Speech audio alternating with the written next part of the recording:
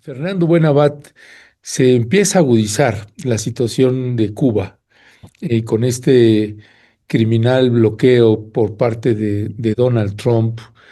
Y pues Fernando nos proponía como título de esta charla con él, Cuba, el imperio y el nuevo crimen de lesa humanidad. Hay varias que le recomendamos que usted lea la jornada porque se están publicando parte del trabajo que está haciendo Luis Hernández Navarro en Cuba en estos días, que está haciendo una cobertura ya valiosísimo trabajo de Luis Hernández Navarro y de los compañeros y compañeras de la jornada. Empieza a afectar ya también en la salud de la población en Cuba, Fernando Buenavat. Sí, es una situación de, de crueldad absoluta, porque contiene agravantes que la propia legislación internacional durante mucho tiempo, esa legislación que ahora ya parece no tener ningún sentido después de los horrores que hemos visto en los meses recientes, eh, es- es- contiene elementos como la premeditación. Es un daño que se está causando de manera premeditada. No es un asunto de circunstancias, ni de coyunturas, ni de accidentes. Es un plan trazado para destruir a una población civil. Aparte de que es premeditado, eh, es alevoso, porque contiene todos los elementos de las asimetrías imaginables, entre otras la asimetría militar, entre otras la asimetría económica, entre otras la asimetría demográfica.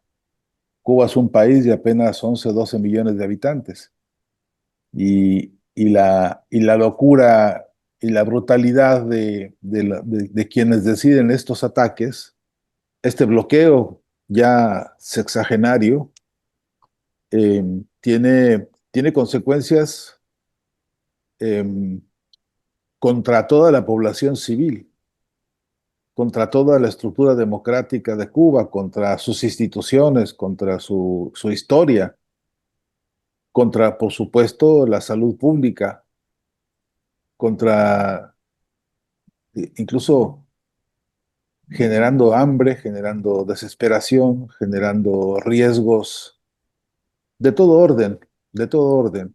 Podríamos comenzar por no olvidarnos de los niños que están en las incubadoras ahora mismo en Cuba. Podríamos no olvidarnos de las personas mayores que necesitan sus medicamentos, que necesitan transportarse a ser atendidos en algún centro hospitalario. Podríamos no olvidarnos de uno solo de nuestros hermanos cubanos para saber cómo es que están padeciendo esta canallada brutal que tiene nombre y apellido. Obviamente hay que decirlo siempre, Donald Trump tomó una decisión a- asosado o no me gusta eso porque parecería que es como un niño de pecho al que le dicen haz esto y obedece. No, manipulando intereses perversos, mejor dicho todavía, con Marco Rubio haciendo de su lugarteniente y todo el corifeo de las mafias de Miami que en su odio histórico ahora se relamen los bigotes porque ya celebran. Quiero ser cuidadoso, Violeta, Ernesto, pero hay gente que está celebrando a esta hora el dolor de un pueblo. Hay gente canalla, no solamente en Estados Unidos, aquí acabamos de escuchar en los noticieros argentinos manipulados por el grupo Clarín, algunos y algunas periodistas diciendo que, bueno, es que ese régimen nunca ha funcionado y que, en fin, atribuyéndole a la propia historia de la lucha cubana la razón de su situación actual y desde luego sin hacer mención alguna a este crimen de lesa humanidad que es el bloqueo. Y yo sí que creo que buena parte de la conciencia que uno se forma tiene que ver con el trabajo de informarnos, ¿no? Por eso celebro y agradezco al propio Luis Hernández, el trabajo que está haciendo con todos los compañeros fotógrafos, etcétera, que están allá en Cuba, haciendo el trabajo de ir ahí a recoger de primera mano la información de cómo se está padeciendo en esta etapa, en esta, digamos, nueva etapa, el crimen de lesa humanidad que tiene ya muy larga duración. Pero sí que también creo que implica informarse, entender la gravedad del asunto en términos, primero, de asegurarnos de que tenemos por lo menos todavía en nuestra cabeza y en nuestros corazones algún gesto solidario con cualquier pueblo, con cualquier pueblo. Ahora hablamos de Cuba, sí, pero con cualquier pueblo del planeta, como tantos pueblos en África, por ejemplo, hoy mismo, que están padeciendo los estragos de esta voluntad saqueadora y criminal del imperio norteamericano. Y hay una figura, estoy insistiendo en esto porque me parece que ayuda mucho. Si de verdad nos ponemos a indagar qué significa, un crimen de lesa humanidad es un paquete de asesinatos sociales, es un paquete de perversiones y es un paquete de condensación de odio que históricamente han sabido disfrazar con tecnicismos leguleyos o jurisprudencia diplomática, si ustedes prefieren, para deslavar, mejor dicho, para enmascarar lo que realmente ocurre cuando un crimen de lesa humanidad se está cometiendo. Hay, en las propias Naciones Unidas hay hasta requisitos para definirlo. Y eso es un debate actual muy importante. En horas recientes hemos tenido alguna controversia con algunos otros compañeros que insisten, sobre todo que tienen una visión más tecnicista de lo jurídico. Dicen, bueno, es que no se puede tipificar como crimen de lesa humanidad porque ese crimen tiene que ver con alguna parte de ataques de Fuerzas Armadas contra, en fin, y entre otros de los conceptos que la propia Naciones Unidas en su jurisprudencia respecto a crimen de lesa humanidad señala, es que ahí hay una condición central que es la afectación que recibe directamente la población civil, el daño directo a las personas que algunos dicen sin deberla ni temerla, no es el caso, pero incluso en el caso cubano, la población civil toda está siendo víctima de las decisiones de un ataque que se perpetra desde la Casa Blanca y que tiene intereses muy aviesos, muy perversos, muy enfermos, ¿cuántos adjetivos podríamos sumar? Y no obstante, no alcanzaría con sumar adjetivos si no logramos tocar alguna fibra de voluntad, todas y todos nosotros, para convertir esta información de la dimensión de un crimen de lesa humanidad, que está destruyendo no solamente la vida de la población civil, la calidad de vida de la población civil, sino que no es nuevo, sino que esto ya tiene décadas operando así. Pero por si esto fuese poco, que además cuenta con señalamientos y castigos morales y políticos y discursivos, las Naciones Unidas, la inmensa mayoría de los países de las Naciones Unidas, año con año eh, han declarado su repudio a este bloqueo criminal y no obstante parece que de nada nos ha servido para construir una conciencia verdaderamente solidaria y activa con el pueblo cubano.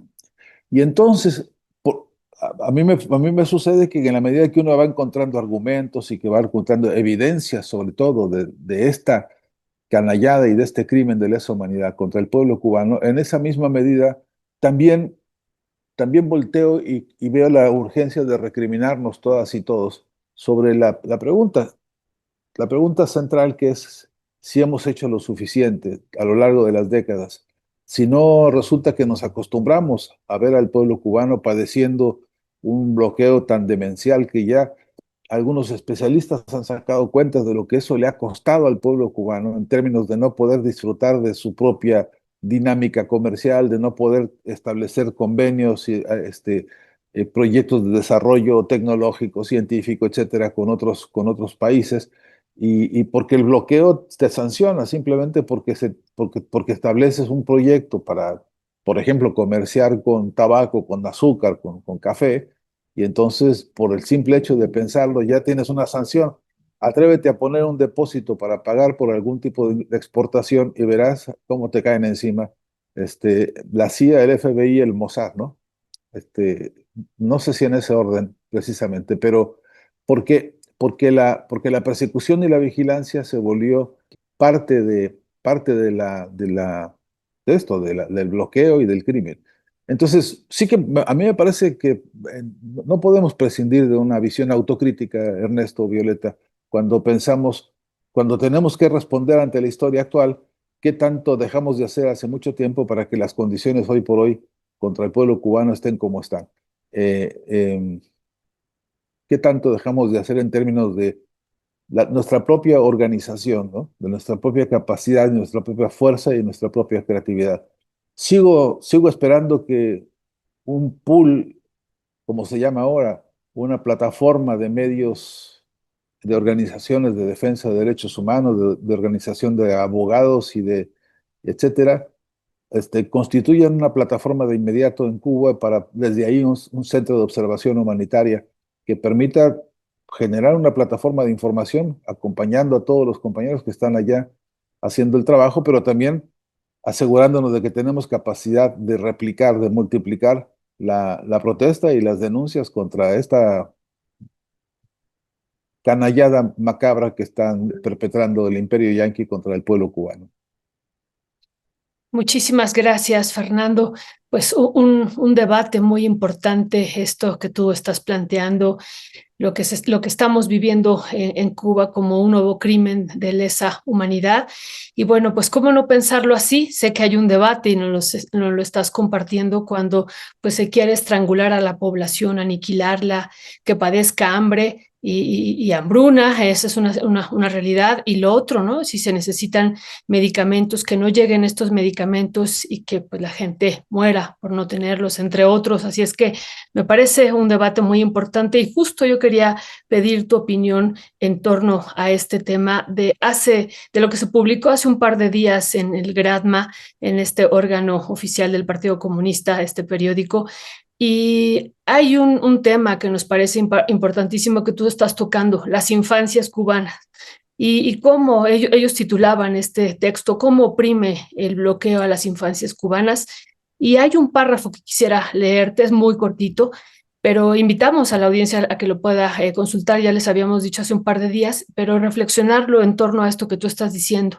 Y dice así el párrafo: muchos de estos menores, estaban hablando de los menores que tienen algunos padecimientos, que son cientos, pues muchos de estos menores que padecen de parálisis cerebral o distrofia muscular progresiva han dejado de caminar al no poder recibir medicamentos importados desde países distantes. Y bueno, esto lo ponen aquí como una muestra solo algunas implicaciones de los niños y niñas que padecen esta parálisis cerebral o esta distrofia muscular, lo que les está implicando para ellos en su vida y en su futuro el bloqueo, ahora este bloqueo energético que se suma al bloqueo financiero y económico. ¿Qué decir sobre esto y cómo tejerlo con esto que tú planteas de un nuevo crimen de lesa humanidad? A eso, Violeta, hay que añadirle, no están llegando estos medicamentos no porque no haya en las bodegas, ¿no? No hay problema en la llegada de estos medicamentos porque no haya manera de transportarlos.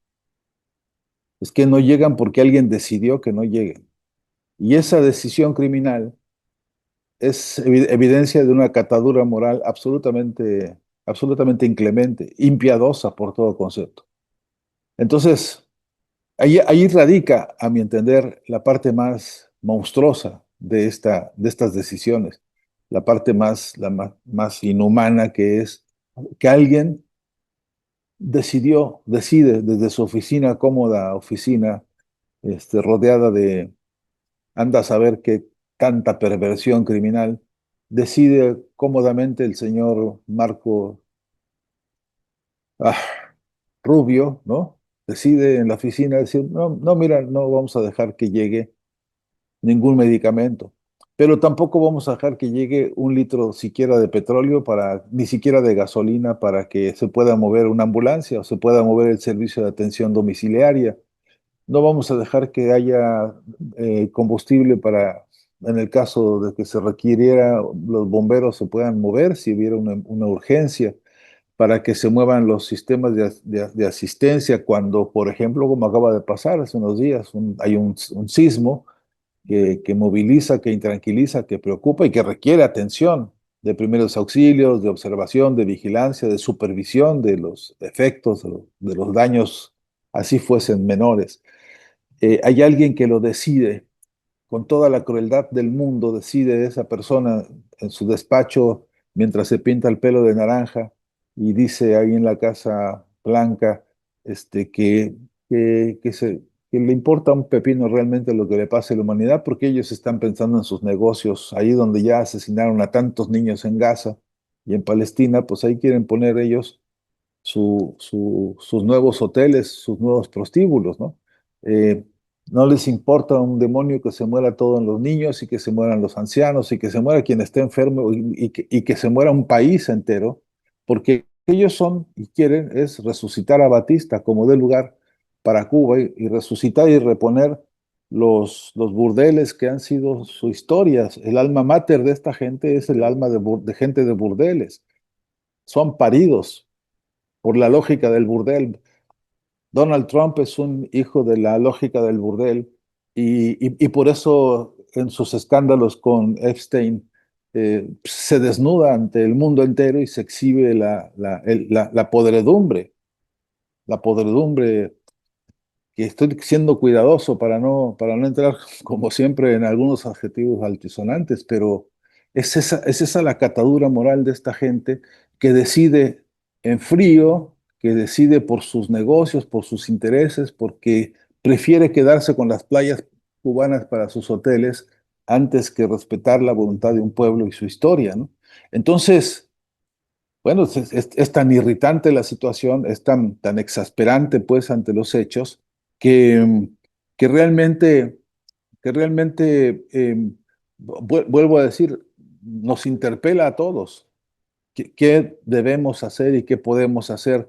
En primer lugar, siguiendo las instrucciones del propio proyecto, del propio gobierno cubano, que está diciendo y pidiendo este, por el orden de prioridades que ellos ven, pues la solidaridad internacional. Ya hay declaraciones y conferencias y ruedas de prensa del presidente, del canciller y de ahora mismo de las declaraciones que ha hecho Abel Prieto para la Jornada de México. Ahí aparecen la lista de las necesidades donde deberíamos poder acudir todos nosotros con las fortalezas que tengamos y que podamos. Pero necesitamos, por cierto, que los presidentes y la presidenta de México y el conjunto de las fuerzas políticas que tengan todavía en su formación y en su compromiso restos morales suficientes como para que la solidaridad internacionalista no se les olvide a ninguno. ¿Qué tantas otras cosas podemos estar haciendo precisamente para, para colaborar con el pueblo hermano de Cuba? Y creo que una de las que sí debemos hacer es ponerle el nombre de las cosas como son, ¿no? Poner los puntos sobre las íes, ¿no? No, no, no prestarnos a ningún devaneo de eufemismos ni de engaños y decir, estos son unos criminales y lo que están ejecutando es eso, un crimen de lesa humanidad. Quiere decir un crimen que destruye a las sociedades enteras, un crimen que ataca y que ofende de principio a fin la vida misma de los pueblos. El ataque, digamos, la categoría de máxima es una categoría humanista. Si una decisión de cualquier gobierno, de cualquier fuerza, de cualquier potencia, por la causa que fuese, implica daño severo contra la población civil, eso ya da suficiente nota como para poner alertas y efectivamente llamarnos todos, por un lado, a informarnos a un nivel de conciencia, luego también de autocrítica.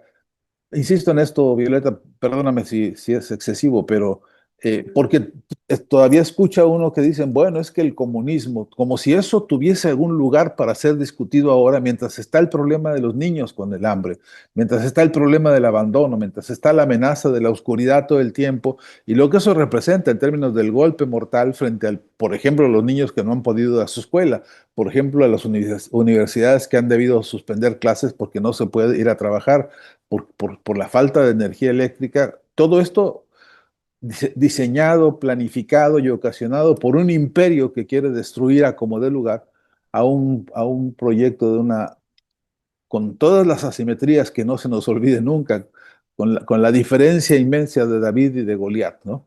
Con la asimetría que implica un imperio monstruoso que ataca, bombardea y desarrolla una industria militar global tan encarnizadamente monstruosa contra apenas una isla en el Caribe que tiene sus 11, 12 millones de habitantes.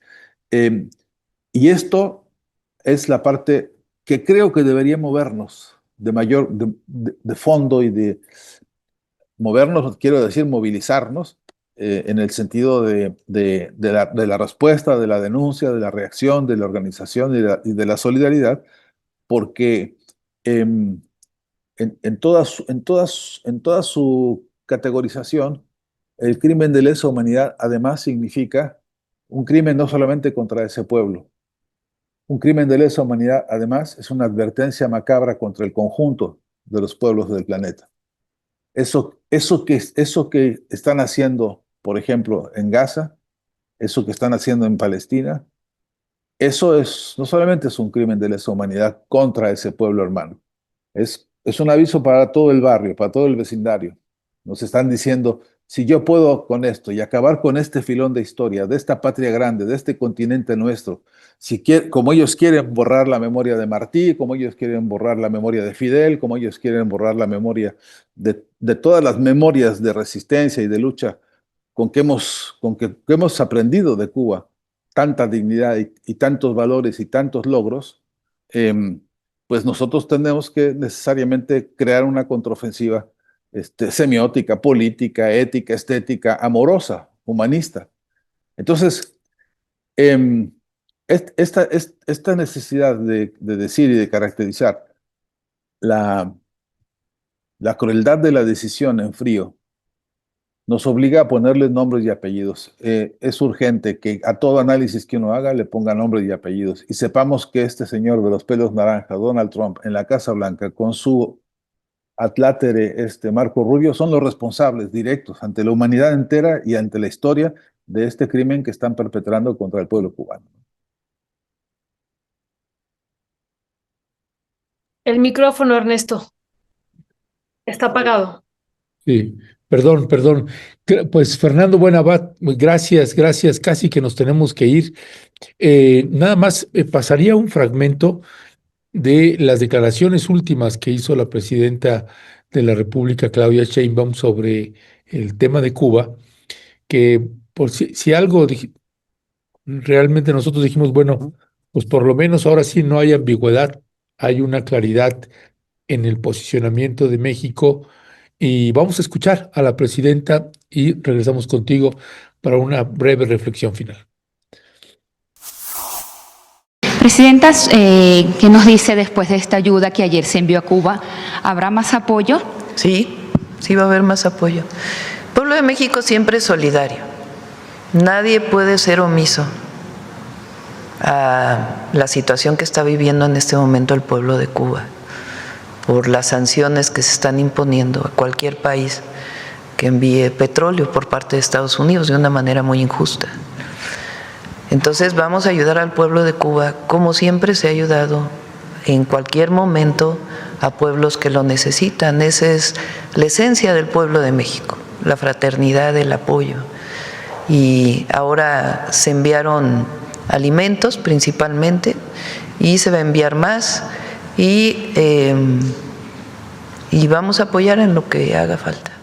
Es muy injusto esta sanción que se está imponiendo a los países que vendemos petróleo a Cuba. Muy injusta, no está bien, porque no están bien las sanciones que afectan al pueblo. Puede uno estar de acuerdo o no, con el régimen de gobierno de Cuba, pero no debe afectarse a los pueblos nunca. Entonces nosotros vamos a seguir apoyando y seguimos haciendo todas las acciones diplomáticas necesarias para poder recuperar el envío de petróleo, porque no se puede ahorcar a un pueblo así, de esa manera. Es muy injusto, muy injusto. Entonces, un llamado a que no haya estas sanciones y que se apoye al pueblo, siempre. Con esto de volver a recuperar esto del petróleo, ¿se desafiaría o podría ser contraproducente con lo que se ha dicho desde Estados Unidos? En este momento, Estados Unidos publicó un decreto que dice que impondría aranceles a los países que envíen petróleo a Cuba. Nosotros estamos con todas las acciones diplomáticas para evitar que se impongan aranceles a México por enviar petróleo a Cuba. Y también haciendo un llamado internacional y a Estados Unidos, pues de que es muy injusto para el pueblo cubano estas sanciones. No se puede poner en una circunstancia como la que está el pueblo cubano, más allá de si se está de acuerdo o no con el gobierno de Cuba.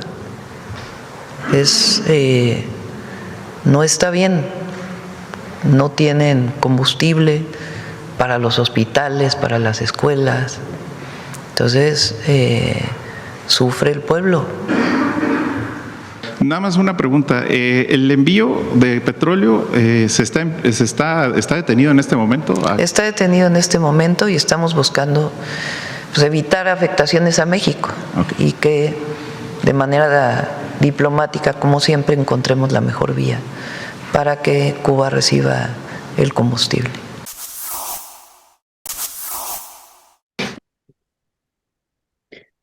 Pues Fernando Buenabat, ¿qué decía al respecto? Y ahí te pediría pues solo unos 2, 3 minutos, por favor, porque ya tenemos al siguiente invitado.